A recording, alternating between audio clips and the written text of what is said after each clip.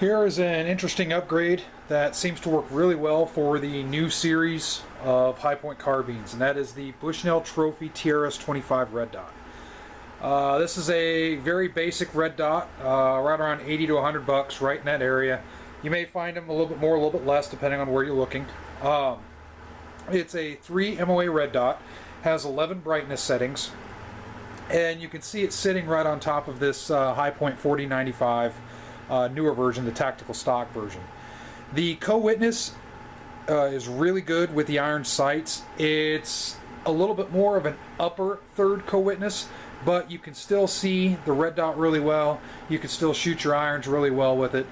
If you get a small insert, if you can find one aftermarket right here, to maybe raise this up just maybe a quarter of an inch or so, then you'll have a better co-witness.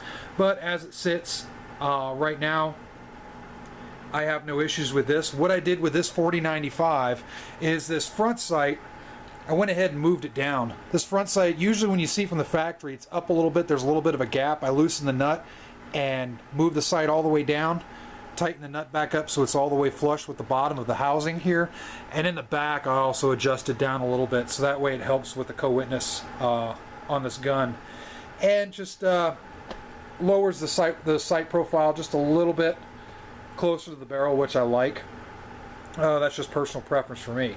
But in any case, this red dot, again, I already said it's about $80 to $100, right in that price range. Again, your results may vary depending on where you go.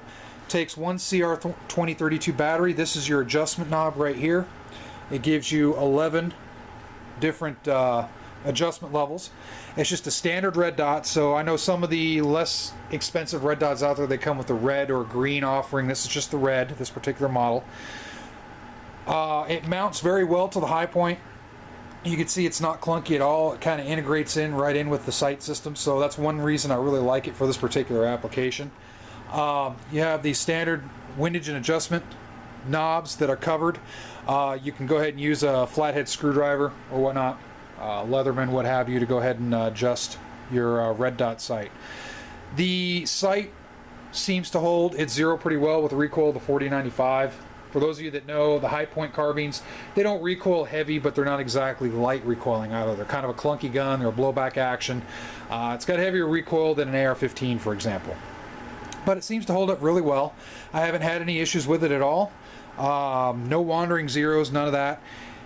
The light works really good in low light, the red dot sight works really good in low light and in sunny conditions. I haven't had any issues at all with trying to find the red dot when shooting in either of those conditions.